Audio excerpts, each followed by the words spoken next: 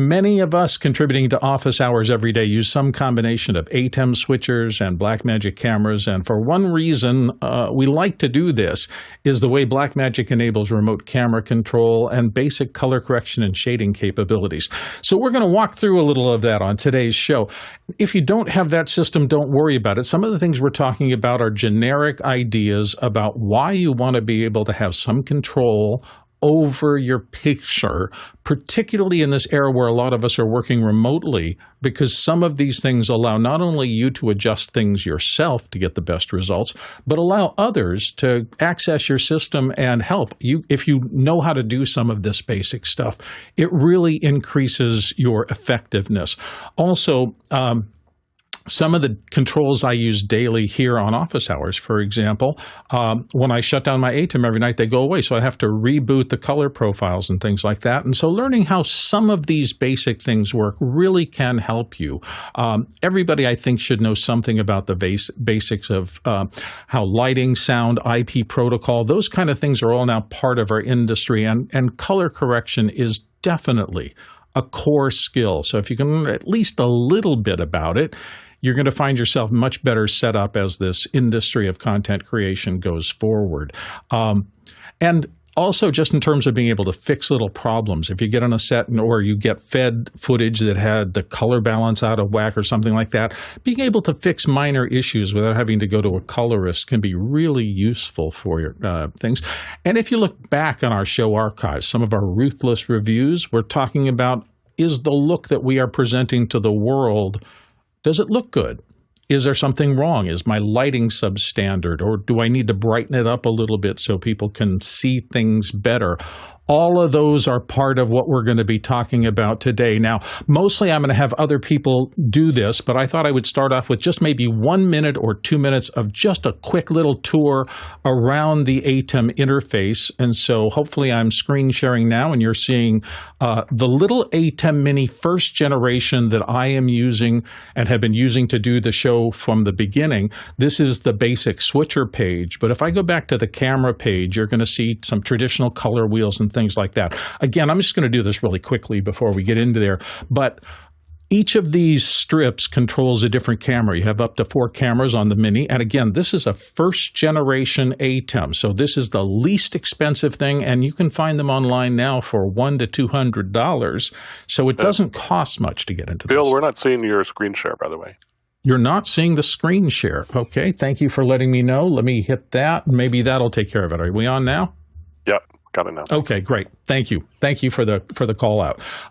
So I was back here when I first started saying that. I was back on the switcher page, which is where you land originally. And down here at the bottom, you have 4 options, the last of which is camera. So when I switch to camera, we get to where we just were. And you have some channel strips here essentially for 4 different cameras. You can do some stuff from this without going any farther that are very simple. Most color correction people will talk in terms of lift, gamma, and gain. Those are the controls for the dark parts of your scene, the mid-tones, and the high-end stuff. You get some sort of a color correction thing here.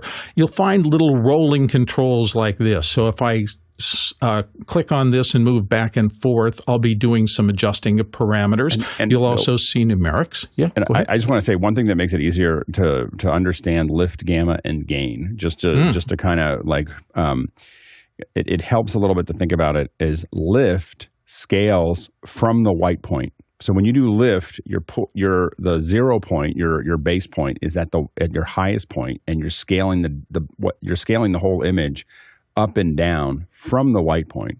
Your gain scales from the black point. So when you move the gain up and down, it's taking the black point stays fixed, and you're moving it up and down, and the gamma moves the middle without moving the black and white. So when you think about it that way, it's just a little easier. You're scaling from one side to the other, or in the middle. And I don't think we're set up for this today. The way I discovered that was not because I know anything, but I was looking at it in scopes. Scopes are useful. Yeah. So I just watched what it was doing in the scopes as I moved it. And that is, by the way, when you're doing camera correction, having scopes is super useful. I've never seen a colorist who works without scopes to get some feedback on exactly what is happening. If I'm back into this now, one thing, this is 4 cameras worth of control here. If you click on this little piece before, it pops out that channel and gives you higher level controls. And you'll notice that not only do we have our lift, gamma, and gain, but we have contrast, the pivot point for contrast, saturation. So the simplest thing you can possibly do if you want a black and white, just take the saturation, crank it down to 0. And now what I'm sending out, if you were to look at the gallery, is a black and white version of myself. So it doesn't have to be particularly complex. It can be, but if I'm in here messing around with stuff, like if I mess my hue up so that I'm turning blue and everybody is seeing an odd looking, nobody wants that. How do I get back? Well, the most useful thing I have found is that in the ATEM controls, when you go up to the file menu, you have this restore function, and you can save as many little XML things. This is my office hours daily recipe. So if I hit that and say restore, I'm going right back to where you normally see me on the show every day. And you can save multiple profiles. So if you're shooting in one room of your house that happens to have a lot of daylight, and you're shooting in another place that doesn't have as much daylight, and I'm going to stop sharing because I'm going to let other people talk about the depth of this. But it's really easy to just set quick things.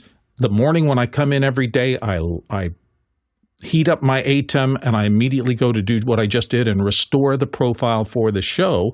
And it takes me right back to where I was. So at this level, this is the most basic part of color correction. And it really helps you be consistent and put out, for example, a show like Office Hours, where we look the same every day when we show up.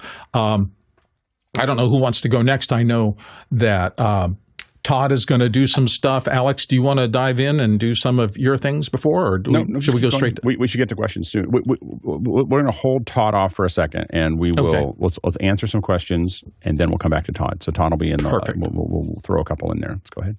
Perfect. Take it away, Alexander. First question is from Todd Rains in. I think we lost the question there. Hold on. Yep. Zach Stallsmith in Chautauqua, New York. I have an ATEM Mini Pro ISO for video capture of multiple sources. Can I access the Multiview over my network or just on the output monitor I've connected via HDMI? Alex, you want to help him out? Yeah, I'll let Todd jump in there first. Go ahead. Okay, Todd. Yeah, okay. So I don't know that you can, other than if you send it through something like a streaming bridge. I send my Multiview to my Multiview monitor. My monitor has another out, so I could loop it out, send it somewhere else. I haven't done that, but that'd be the only way I know to do it. Use some device to convert HDMI to network. Alex, you wanted to add to that? I just thought Todd would know something I didn't know. So no, that's exactly. We agree. So basically, what you want to do is usually we throw these into Zoom. We throw these into a lot of other things. One of the things that's great about having a ATEM Mini with SDI is that you get with the Extreme, you get 4 outputs, and so you can take all 4 of those outputs and deliver them to Zoom, deliver them to a lot of other things that can show you a bunch of different outputs if necessary, including Multiview. But the way to do it is to have something that's going to encode it. And Zoom is a very popular one that we use because it's low latency for corporate and discussion and a couple other things. You can actually cut a show over. You can literally cut the show over Zoom. For things that like sports and stuff, it's not fast enough. There you go. Next question. Let's see if we can get another one in, and then we'll go to Todd. And Chad from Toledo, and this is from the QR code, is asking, tried using an old TriCaster Mini into ATEM Extreme ISO via HDMI. The moment I plug in the HDMI cable, the audio on the ATEM spikes and the picture is poor quality. There is nothing plugged into the TriCaster. Any thoughts? Alexander? So the first thing that comes to mind, this may not fix it, but the one thing I learned pretty quickly, and this is documented in the ATEM manual, is that HDMI port 1 is kind of a special port. Now, if you look at my switcher panel here, and I believe it's on by default, but the auto video mode will be a reference point for frame rate for the rest of the ports on the ATEM. And I've had some weird problems plugging in cameras into the first HDMI port. So I always have it fixed at the exact frame rate that I want to use. So you may want to try another HDMI port and see if that does anything different.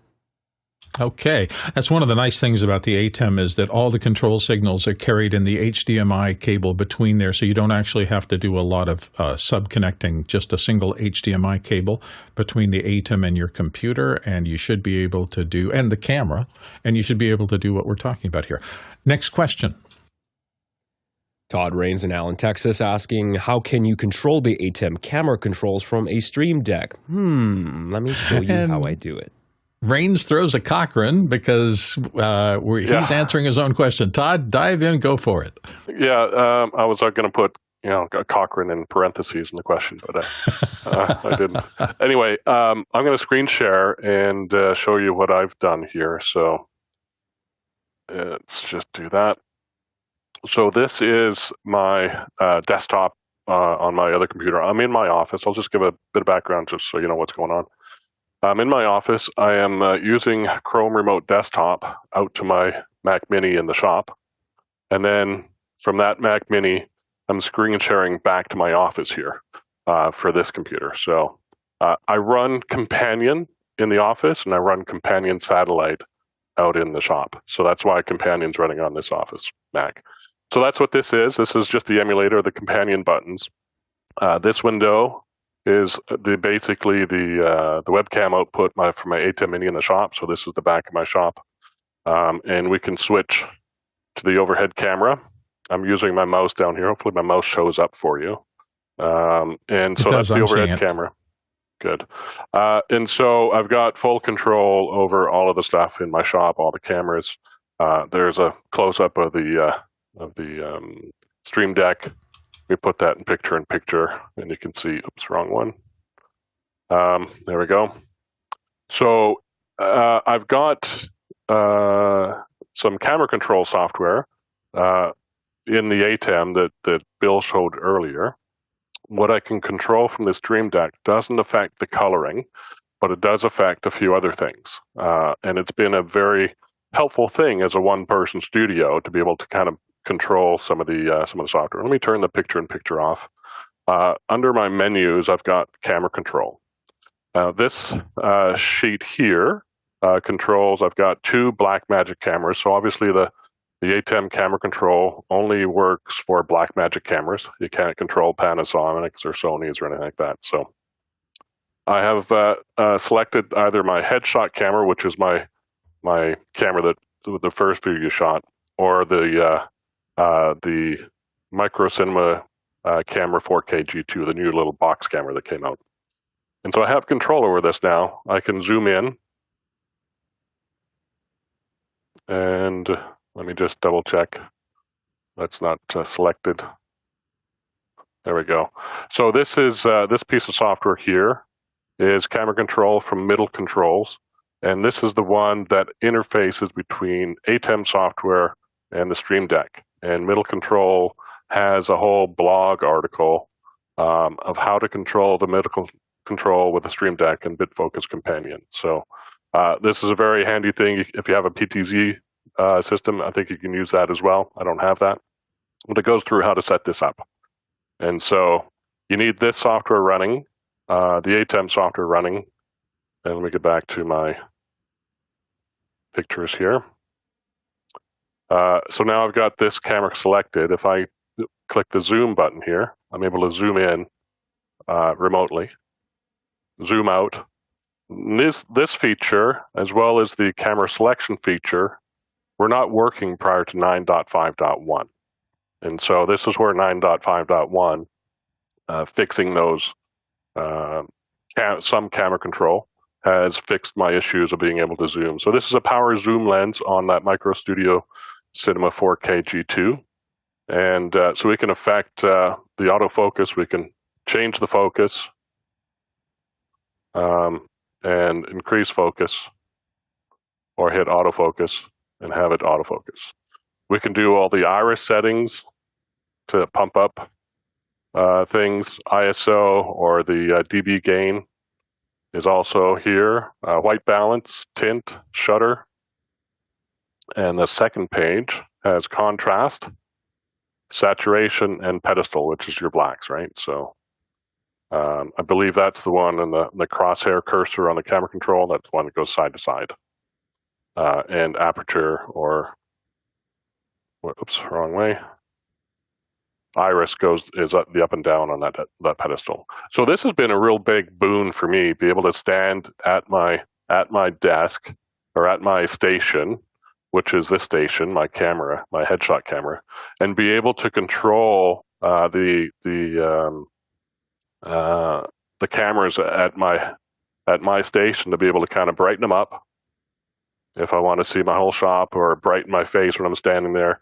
I'm usually behind it. There's usually a green screen drop behind there, so I'm able to, shade myself against that green screen and set that up. So this middle control software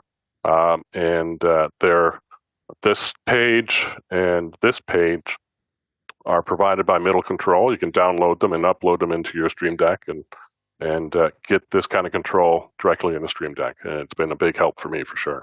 So great demo. And as you can see, we talk about this a lot. Todd is doing this between his garage and his studio, or wherever he's on property. But this same process can work remotely thousands of miles away.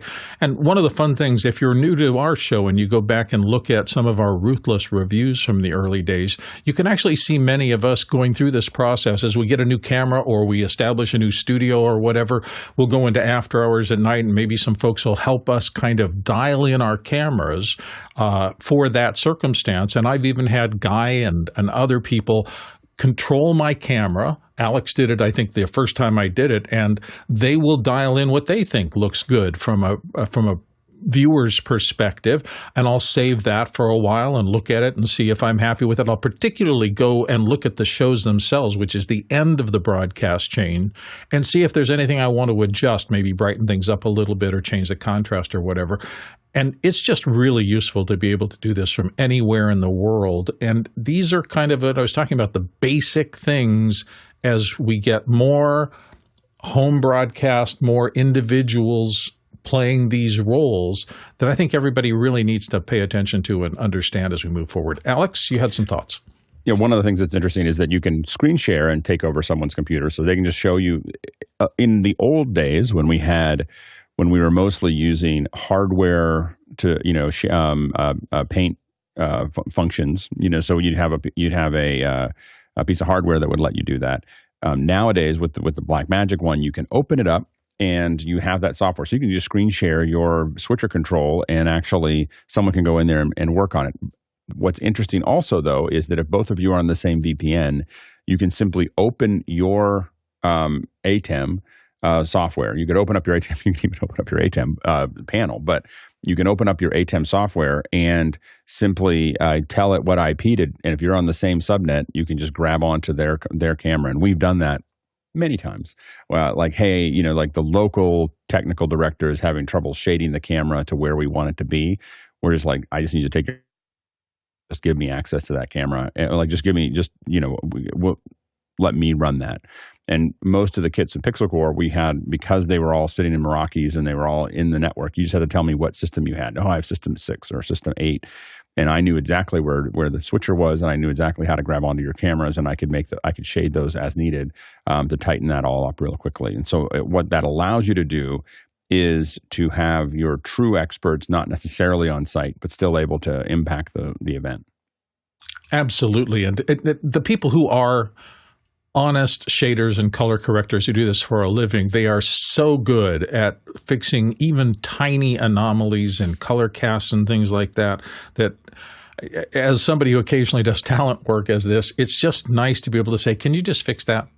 Because I've got 10 things in my mind, and I'd prefer to have somebody else from anywhere they are in the world who is a friend say, yeah, I'd be happy to drop in on you and fix that, and then you can save it for the next time. Let's go to back to questions. Next question.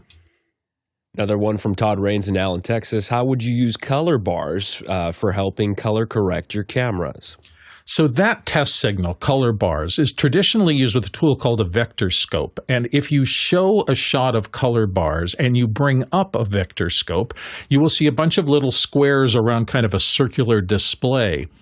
The signal of bars is supposed to put a highlight in each of those little boxes. So it's a rational it's a dependable way to determine the color balance of a camera by using color bars and a vector scope to make sure that you're hitting your targets correctly. This is how cameras have basic camera balancing has been done since kind of the beginning of broadcast. It is a very useful thing to know some of those basics, to know the basics of a vector scope, basics of a waveform monitor, RGB parades. This group of basic camera technical tools. Once you learn it, you'll always know exactly why you're getting the results you're getting. And if something's wrong, if you see one of those target dots outside of its target square, that's where you look and you learn how to control for the red channel or the green channel or the blue channel, whatever is going on, or the CMYK or whatever. Alex, it looked like you were kind of prepping for something. Am I too early? You got it? No, you're good. So there's a couple different things that you can do here, and the thing is, the color bars that come out of the camera, they're telling you what your whole system is based on the camera, but they're not telling you anything about the sensor. So you're not really color correcting the camera from the color bars. If the camera's pushing out the color bars, it just says this is the signal I'm sending, because that's based on a file that's inside the camera. There's a couple different ways that you can do that. In the most basic one, this is a color checker. This is from X-Rite, and you can take this and take this image, and you can actually go into Resolve, and it will automatically you can build a LUT that you can put back into the camera to match that, to correct those. It's not going to be as good as a colorist. I always want to say that, but it's going to be better if you don't know what you're doing. It'll be better than what you're going to do next. So anyway, that helps a little bit. The next step up, and really what you see in most live shows, is this. And so this is a Dumont chart. Now, this is one Dumont chart. I think this is an R12R, which is not. I have this one sitting in my house because this is not the one I use most of the time, because it only has 12 of these instead of 28. But what this does is this shows you whether you're clipping or not. It also shows you focus, those little trumpets on the side. But the colors around it are actually very specific. They will draw in the vector scope that Bill was talking about earlier. They'll draw through the vector scope. Like, all those points will actually draw a line, and connect all those points for you. And if you see them all connected, you are correct. But mostly they give you a full range of all the things, and they highlight a lot of skin tones that are there. And so you can check those and make sure that the skin tones are correct, which is the most important thing when you do color correction. And so those are the things to kind of look at there with that. But the Dumont chart is not inexpensive. There's smaller ones. This is a smaller one that I pack a lot. I don't like it as much because the circular nature of this, it doesn't work, but it's got great focus charts as well. It's got a couple other things. So I have this as kind of like a backup of grabbing onto things. There's some white, some grayscale. So these are, and this is kind of a good one to have in your bag. Here's a resolution chart, and then this lets you check skin tones. There you can kind of focus in on that to see what that looks like. So those are some examples of them, but those are the Dumont chart is by far the industry standard. Like, every major event that I do, someone's got a Dumont chart, that they can check. And the key is to try to do it as early as you can, so that you can get all the cameras where they need to be out of the gate, and then go from there. Todd Rains wanted to get back in on this. Todd? Yeah, I guess wanted to kind of clarify that I was thinking about, I don't know, a YouTube video I saw or something. Somebody put up color bars, and then we're color picking it to see how accurate they were. And to me, that kind of seemed like were they shooting the color bars, or were they doing color bars from the camera? Was the camera generating the color bars, or were they doing color bars? No, it's a video loop of some sort. And maybe that's what they're testing. They're testing the accuracy of the monitor versus their actual video loop. There's color bars and test patterns. So, but I didn't know. Sound like it would work at all. The problem is there's so many variables there of the camera setting, the monitor setting, Yeah, that's what I'm thinking, right? Because this thing the Blackmagic camera has built-in color bars that I can put up. But it doesn't. That's just just sending you a signal. It says I have a signal, and this is what I'm sending. So if you see something that looks different, that's a raw signal that goes out. It has nothing to do with the sensor, and it's just a file that it's playing sending out. And so Okay, it's not, okay. and even if you, I think even if you did any kind of correction, it would still send out the same thing. It's sending out, it's saying, this is the file, this is the bars that I generate. And this is what's coming out of my signal. So you can, a lot of it is just like proof of life, like the camera's there, like it's like, I have a signal like I don't have, I'm not Virtual sending you a signal yet, but it's just like, it just says the camera's there. It might be the first thing. I have to admit that every time I have to do color bars out of Blackmagic camera, I have to wander around like, where did I put that? Like where did that? Where's that coming from? I don't use it often, so it's. Well, I would say one other thing. Go ahead, Todd. I was going to say, Continue. I do have a color checker card, and I do use that when I record. I don't produce a lot, but I just in Resolve, I just color correct that way.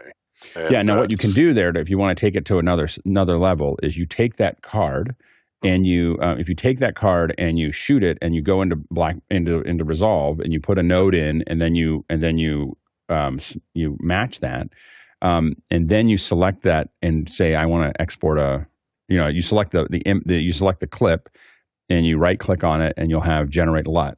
And so you can generate a LUT out of there. You could then load that LUT back into the camera.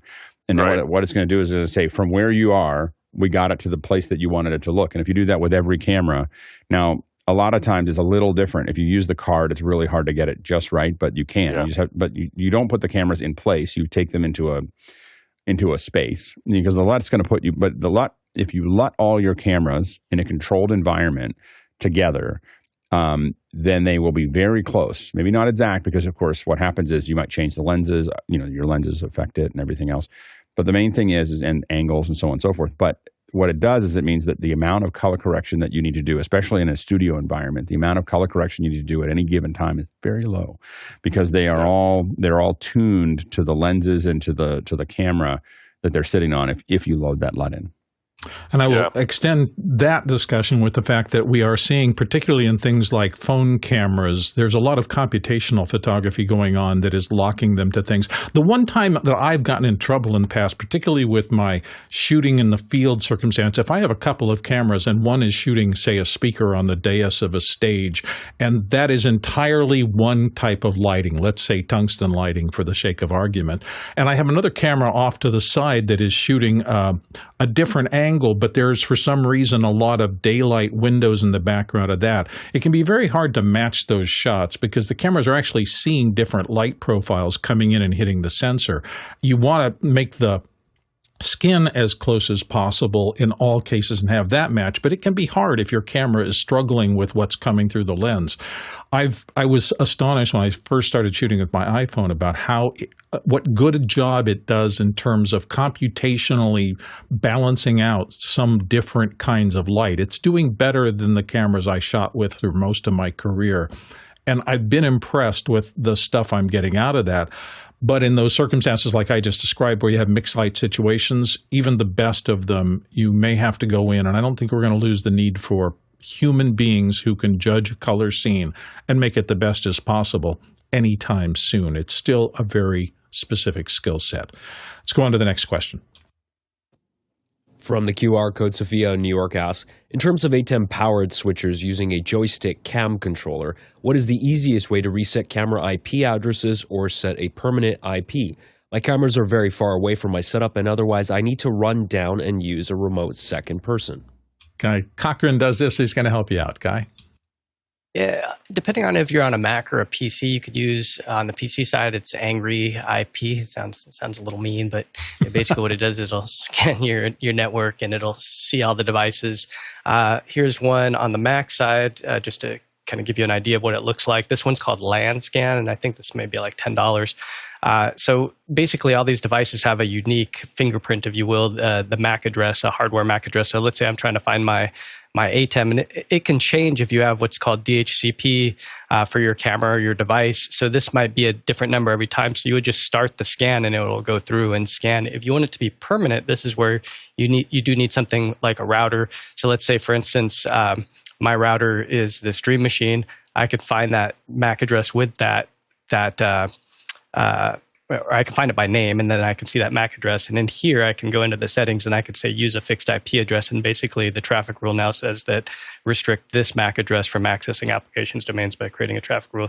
And basically, now this 192.168.8.237, when I apply the changes, every time that it sees that device on the network as that MAC address, it'll always assign it that same IP. So that's how you would do it. But otherwise, if you don't have a router and you don't have those skills, the easiest way is just to open up Angry IP or LAN scan, find it, and whether it be a camera or whatever the device. And if you have a lot of devices, it might be a lot of hunting and pecking. But if you have an IT person, they can make it easy for you if they have the ability to just assign that MAC address to a dedicated IP.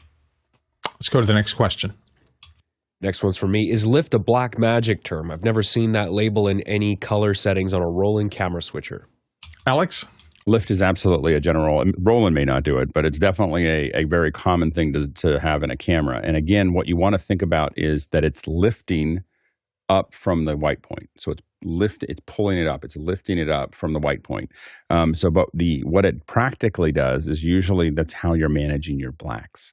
So if you bring, you'll see again, you can't do color correction without scopes. So you have to, like, I'm just letting you know, like, you can't do this. You can't really affect, you can kind of fiddle with it and everything else. But if you really want your cameras to match, or you really want your cameras to look good, you're going to use scopes to do this, because what you're going to see in your scopes is you're going to see where your black point is. And if your black point, if you're black in the scopes, if the black areas are below 0, you're crushing your blacks. That's how we started going, hey, what's going on with our ATEM? And so if your black levels are above that 0 point, then you usually look a little milky. Like the milky look is because your black levels aren't getting all the way to 0. And so what you want to do is, by grabbing onto lift, you can make those blacks. You can either crush the blacks a little bit, or you can make them. You can crush the black, or you can pull them back out of that black level. At least at its base, it doesn't affect the H.264 stuff, but it does. But something we did until Zoom fixed the ATEM crush was that we oftentimes would lift our blacks just a little bit, knowing that they're going to get pushed back down again in the correction. And for those of you who are, just some basic video terminology, when we're saying from black, level, and white, a digital video signal in RGB, black is 0, 0, 0 in those 3 channels. White is 255, 255, 255. There is nothing above that. That is pure white according to digital signal. And I would say in 8-bit. That's correct. You want in basic. So think about 0 to 100. It's easier to think about it that way, because in 10-bit, that's going to be a different number. It's going to be 1024. Yeah, but if you're putting values into like the ATEM software here, just know those are your limits, and you can only go that many steps on each of the color channels before you're out of room to adjust. Let's go to the next question. Robert Linkram in Belmont Shore, California asks, have MixEffect Pro paid version on my iPad, having trouble getting MixEffect Pro to communicate with the ATEM MacBook Pro M3. What are the IP addresses or other secrets to get this to work? Alex is going to start us off. Alex? Typically, it's because you're somehow getting onto 2 different networks. Oftentimes, if they're both on Wi-Fi, they don't necessarily compete with each other, they connect to each other as easily. And Guy may have some better stuff than I do, but I usually... my big thing is making sure that they're on, the big thing is making sure they're on the same subnet, so that they can see each other on the same network. And so that's been the thing that I consider. Now, most of the time when I'm using MixEffect Pro, they're both plugged into the same switch. That's they're very much connected to each other, and I have 0 problems. You don't have to do it that way. But I have 0 problems. But I've connected it to a remote switcher 3,000 miles away, with and sometimes accidentally, with a MixEffect Pro on my iPad, and I accidentally switched a show one time. Like, I was like trying to figure out, why isn't this working on my switcher? And fortunately it wasn't live. It was in rehearsal, but I got this angry post, like, what are you guys doing? And I realized I had selected the wrong switcher. So anyway, it is very fluid. You should be able to do it, but it has to be on the same network. Guy Cochran. Yeah, it's that same answer as previously with the Angry IP or LAN scan. And once you get that IP address, you could enter it in the ATEM setup utility. So you could manually just put it in there, and then it'll be able to find that and connect. And then in MixEffect Pro, down here in the bottom left where it says switchers, you would just add the switcher and put in that IP address. So you can hit the little plus sign and say new ATEM switcher, and then you would just give it a name, type in that IP address, and then you'll see it pop up. And then you'll have full control like you see here. Next question. Roscoe Jones in Madison, Indiana. How would you use these camera controls to match cameras? And what is missing here that a big boy CCU would have? Alex, help him out. Most of the tools that you would see in a big boy CCU are and the CCU is technically not what you're using there. It's the actual camera control. The CCU is the unit that you talk to make that actually happen. So the paint box that you have and I just, for some reason, the initials for it have left my head while I'm talking. So anyway, but it's a slotted set that you have that there, and almost all the controls are there. It's a little easier to use the hardware, and even Blackmagic makes that hardware, but most of the tools are still there. What's happened is that Blackmagic has made that interface look a lot more like Resolve. To do a color correction, again, to color correct these cameras, you need scopes and you need a Demont chart. Like to actually get this to look, to do it as a big boy would, you would have a Demont chart, and then you would have scopes, and then you're going to match those scopes, and you can simply be moving. Typically, you're not going to grab on. You're going to move that red and green more mechanically, red, green, and blue more mechanically, and not necessarily grab onto the color wheels, but you absolutely can. And then you're gonna be looking at your scopes, and you're gonna get it to a place where all the scopes look the same between all the cameras, and that's how you're gonna. But you have the tools there, and the reality is that you have more nuance in the Blackmagic software than you have in the hardware, in these hardware paint boxes. And so I do think that you have the control there to do it. It just can be a little bit harder because it's actually more resolution. There's more that you can do there that you can't do in some of the pieces of hardware. So anyway, that's how you would do that. But you got to have that to really do it properly. I mean, you can definitely get things close and just see how it goes. But to do it properly, you need a Demont chart. You need a controlled environment. You need to be able to go through those cameras. And again, think about if you're having a heterogeneous mix of cameras, this is where LUTs become useful, because you can add LUTs to to a converter box. So you can have, and then what that allows you to do is match all your cameras, even if they're different cameras. You can match a GoPro to a Blackmagic to a Sony to a Blackmagic, all those other things by using LUTs to get them all close. And then you're sitting in Resolve where you have all the tools, and you're using those to get all those cameras to look the same. 100% agree with all of that. I will say that for me as an editor, I'm not really looking for a finished product out of my first stage base grade.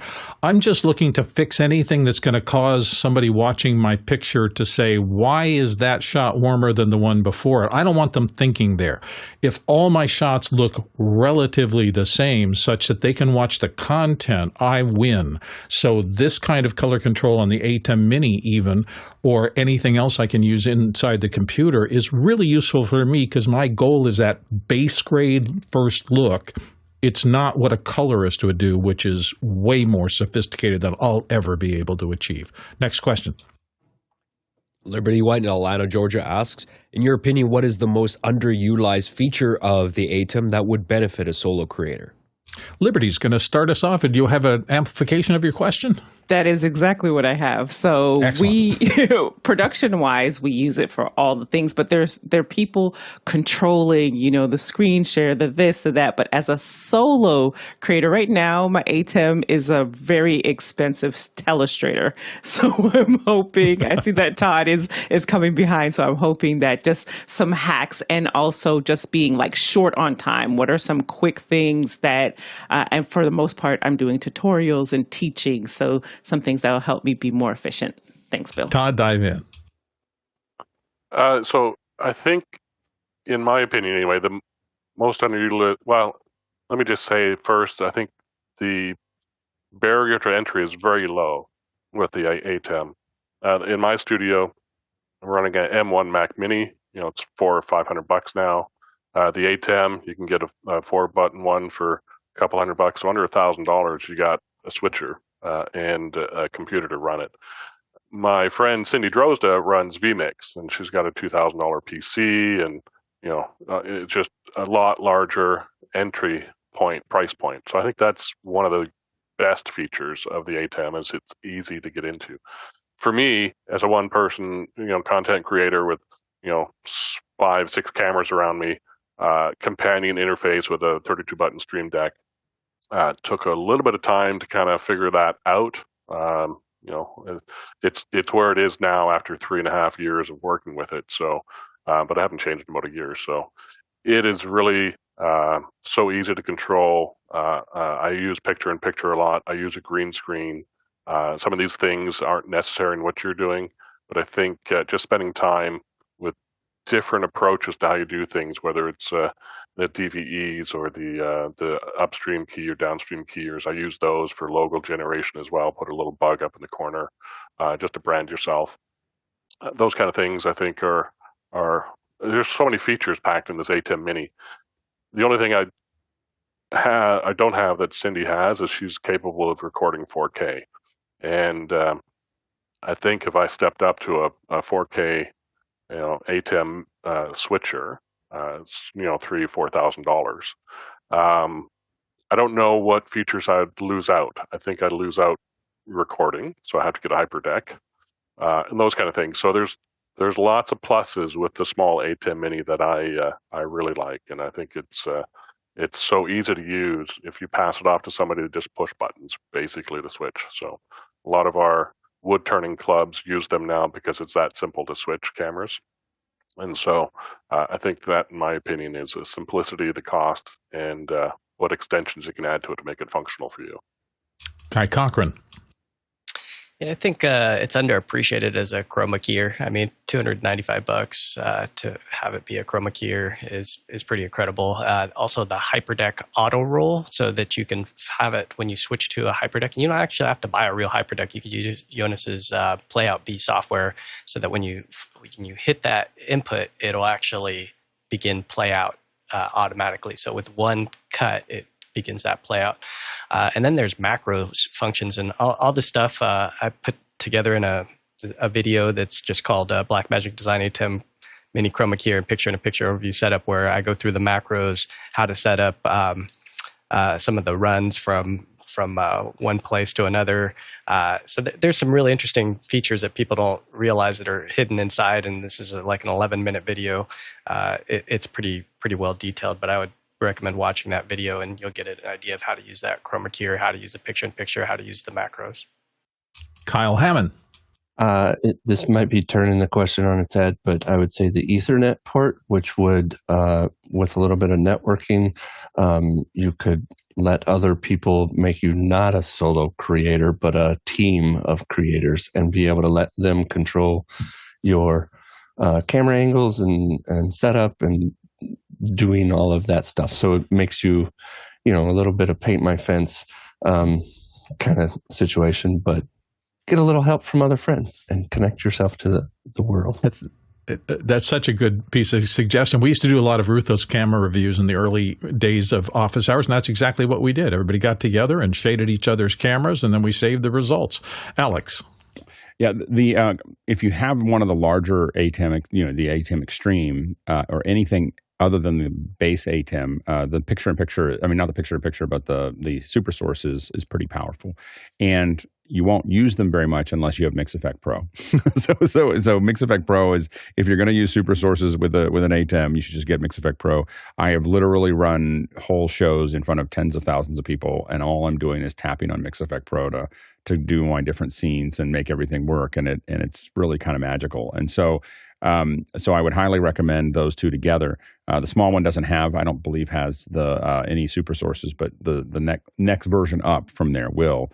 The macros, I think, are very important. I use macros all the time with my switcher, and it just says I want to, when I push this button, I want you to do a whole bunch of things. I want you to change this, do this, do this, do this, and so that is it's a really, really powerful thing. And then the thing that I do, and it's silly, and this won't be perfect because I captured it at a different time, but this is useful. So the there's nothing like, so what happens is when I join a meeting, I always come in like this. So I come in like this, and I'm muted because I'm usually there first. And so I sit there, and I just don't want to be in front of people while I'm working. So I'm working, and then people start to show up at in the meeting, and I just go, hey, how's it going? And I kind of appear, and they're like, and then the first part of the meeting becomes, how did you do that? And then that's it's a good icebreaker, and so I would say that and you can do that again with something like MixEffect Pro. You literally just step away with your phone and hit capture and step back in, and now you have something in the media sources to do that. If you do that, pay attention to your background so that when you fade off, it's not an entirely old, different one that was done 7 months before. Even mine was captured a couple days ago, and it moves. So yeah. I used to do it every day. I don't do it quite every day anymore. Right. Let's see. Todd Rains. Just to follow up, a little bit of a tease. I think myself and Cindy will be here tomorrow for Imperfect Spaces. So we'll be able to show a bit more of the studio and what we're doing. So it's great. Excellent. Be sure to tune in for that. Alexander Knight, you're next.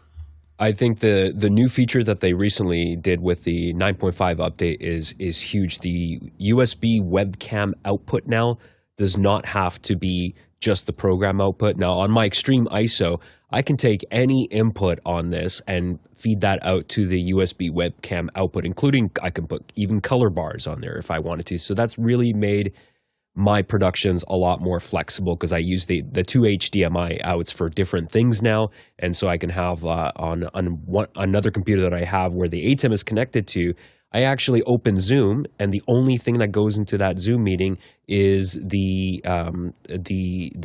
Meteors app that I've got running. And I couldn't do that before because it would be stuck on program. So I think that's pretty cool. Guy Cochran. Yeah, to reiterate on Alex's point about MixEffect, I was in a show last week where they're at the last minute, they're like, oh, we need a pip in the super source. So I went into the regular ATEM software and I was trying to do this by hand. And you have to actually do the position by these little dials where you're pushing stuff up and down. So I quickly downloaded MixEffect. And this is all the templates, and they're already done. And then to move these around, you can actually just move the boxes around by drag and drop. But this is the benefit of spending that $49 is that you have all these templates, and then you can put these onto a companion by making your computer a host essentially of OSC. And there's a detailed tutorial on how to make it a host as an OSC. But the beautiful thing is that then you have a Stream Deck, and those buttons are just ready to punch. So you could literally just sit there with 3 buttons and cut a whole show with 3 buttons. So if you have an operator, once you get it set up, or once you get a certain rhythm of your show, you're just tapping 3 buttons. It's just full screen, picture in a picture with PowerPoint full, and just 3 buttons, and that's it. So it's worth stepping up to the extreme if you're doing a lot of the same repetitive stuff and you want that growing animation. So cool. Liberty, you started us off. You have a last thought? Yeah, so thank you all for that. And I was curious too, as for those of you who, when we're on office hours, that you are sharing your screen, are you doing that through another input, or can you do that self-contained in one, like on your ATEM? Hopefully that makes sense. For me, Zoom has screen sharing built in, so I click on Zoom, and I have 3 monitors, 4 actually, that I'm using, so I just specify the monitor and hit that. When I do that, the ATEM that I normally use with my iPad, which is my telestrator rig, is a different circuit back over there, so I probably could be more sophisticated with my setup. That's how I do it. Alex? Yeah, I have. I don't think I can show the Multiview that's out there, but I have in mine. I have a PC, and I have 8 inputs for Extreme, and I have a PC in one of them. I then have an Apple TV. So the Apple TV is what I use to share an iPad or an iPhone. So if I want to show you my iPad or iPhone, I simply just do AirPlay to the Apple TV. The Apple TV is just always connected, so I don't have to figure out how to connect it. I just do, it's just easy to me to open an iPad and share it. And then I have 4 compute. I have 3 Mac Minis, and then the 4th screen on my Mac Studio are the next 4 inputs. So the 4th one is anytime I'm showing you something, I drag it over to screen 4, and then I'm able to show it to you. My other Mac Minis, the reason I have different ones is because I want to, when I'm doing a presentation, I want to be able to. One of them is the Prezo machine, so that is all it does is show. It's my keynote presentation. Another one is a graphics one that I can have it fire up. Another one is the apps. So I have, if I want to show, let's say I'm talking to you and I want to talk about if I want to talk about an application and show you a keynote and draw over top of it, what I need is one computer that's just running the app, one computer that I can go back to do the keynote. That way I don't go, now I'm going to drop out of keynote and then go into this other thing. I just hit a button, like I just go to the other button. And then I have a telestrator sitting on top of that I can draw over anything that shows up. So whether it's my phone, my iPad, the PC, myself, all those things, the telestrator sits on top of all of that as a downstream key. So that's how all of that kind of fits in. And I will tell you that I get as many, when I do presentations, I usually get questioned about how did you do that? Because it's so much faster, like if you're talking about things and you want to keep it really, really tight, like I don't like air. So when I'm doing a presentation, so I want to be able to snap from one thing to the next as I go through, and the ATEM is really useful for that. Todd Raines? Just Liberty. Simply, I have my Mac Mini as an input, so I'd switch to that input, and I can show my website or any other thing I want to do on the Mac. So that's how I screen share. I don't usually use Zoom screen share. Let's go to our next question. Robert Shoji in Los Angeles asks, what less than $1,000 new cameras from Panasonic and Sony work well with the ATEM minis? Todd Raines going to help us out. Todd? I've got the new Micro Studio 4K G2, which is $995, but then you need to add a lens. Other good ones, that's a Blackmagic from Panasonic. The G7 I know is a good one. It's around $500. I think even with a kit lens. It's a great little camera. Panasonic's got good color. I've got a G85 that's $700 with a kit lens. And so those are good choices. I think Sony, Cindy's using an A6400 or 6500. I'm not quite sure. And she seems to really like that one. So, Alex? And my wife uses, I think it's the E10 or the Z10 from Sony, which has got great autofocus and it's just easy to put together. It is still prone to overheating. So even with the battery, the fake battery, it will, if the environment is hot enough, it can do that. So, but outside of that, it works pretty well. You can't control it at all. Like none of these cameras, the only cameras you're going to control from your ATEM are other Blackmagic cameras. Alexander? I've been buying used cameras. I'm very happy with a lot of the Lumix cameras that I have. We already mentioned the G7 there. I have a bunch of G7s that I run with the dummy battery 24/7, and they've been rock solid, never overheated in my current temperature control environment. Also, I'm currently on a GH5 as well, and that one has had zero problems. Of course, the autofocus isn't great, so that's the one drawback, but they've been rock solid. Let's go to our next question. Rian Smith in Trinidad, West Indies asks, how would you simply color, brightness, etc. correct 3 PTZ optics, smaller sensor cameras connected to ATEM Extreme? Also, what lighting would you ask from the lighting team? Guy Cochran, dive in. You only get one question, so I'll answer the first one. So let's hop back over here to the not angry IP. We're going to look at LandScan because I'm on the Mac. If you are using some of these different devices that scan your network, you can select if you have 2 NIC cards. So like for the NDI network, I have a second one. So when I scan that one, I could see my PTZ optics camera. So it's a 10.1.1.2. And if I say open in browser, so here's how I can color correct. Once I open up that URL, it looks like this. And now I have the ability to go in here and adjust the image. And I would just have these open up each camera, I would just open it up. The alternative to all this is to just use Hive. So if you can get on the beta program, in fact, I can send you a link. I have access to it to where I can invite other users. And that gives you the GUI, a nice, beautiful, it's 4 cameras. You get the 4-up quad split, and you can click on each camera and jump right on the right side into those settings. So the easy way, just use LandScan like I showed and pop open and make a little browser, Chrome browser, little inputs all over the place, or you can go the hard way and go get the Hive beta. Insider tips from office hours. Next question. Douglas Carmichael asks, the founders of DSC Labs are shutting down the company. What will replace said chart as the new test king? Alex. I had not seen this. Holy smokes. Wow. So this is the best retirement plan ever because everybody in the industry is going to be stocking up. So the resellers will stock up. I think I'm going to probably buy a couple more charts. Like if this is it, because I don't know what you use when you don't use I mean, these charts are what everybody uses to do this. It's amazing that they're not selling it or handing it off or something, because they've really cornered that market. So it'll be interesting for us to do research to figure out, what to do next.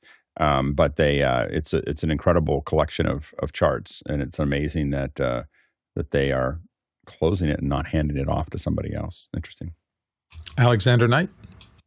I don't know what their immediate replacement will be, but it'll be interesting to see. And I'm surprised this hasn't happened yet with all the production stuff that happens in China. How come nobody has reverse engineered or come up with like a $100 version of these charts? Because it's hard. Like we've talked about that, and we bought $100 versions of a lot of these things. And the issue is that the printing at precision so that it fits that vector scope perfectly turns out to be really expensive. You go through a lot of charts that don't make it to being shipped to the consumer because the chart. So what you don't calculate into the cost of it, you go, well, it's just, now number one, it's also metal, which means that it'll hold those colors a lot longer than something on paper. So there's a lot of things about those charts that are super accurate, and you lose a lot of them, or you have to build a process to print them to make them perfect. And it turns out you can't get a whole lot cheaper than the way they do it if you do it at the same level of precision that they're doing them at. Now, one of the things that a lot of us have talked about is the potential of, at some point, maybe even if it's not perfect like a DSC chart, is to have a chart that you could show to a Blackmagic camera, because you've got control over all the camera settings, where it actually just says, I want to match this, and you just put it up and it just goes, and it just moves the camera to where it's perfect. It just does all the things that are necessary. The hard part there is there's a cascading issue, which is that what dial do you turn first? And how do you get that there? But yeah, it looks like they're closing next year. They're not taking orders until after the end of October. So it's a really so if you save up your ducats, and you might want to get one of those charts before they go away. 28R is the one you want they have a black volume in the center. This is a different one, but that's the one you want. Wonder if they're thinking that AI, as it goes through, is going to be taking over some of these things and watching the signals go by and somehow conforming them. I'll be honest. I think that I think what they're thinking is they're retiring, and they don't think anyone else can do it as well as they can. So and they don't want to see their brand be something other than what they had done, and they're just not. They're just going to. Yeah, it's interesting. There you go. I don't know that for certain. I mean, we'll see if we can get them on to just do kind of that'd be fun. We're speculating. Interview. Yeah. Next question. Roscoe Jones in Madison, Indiana.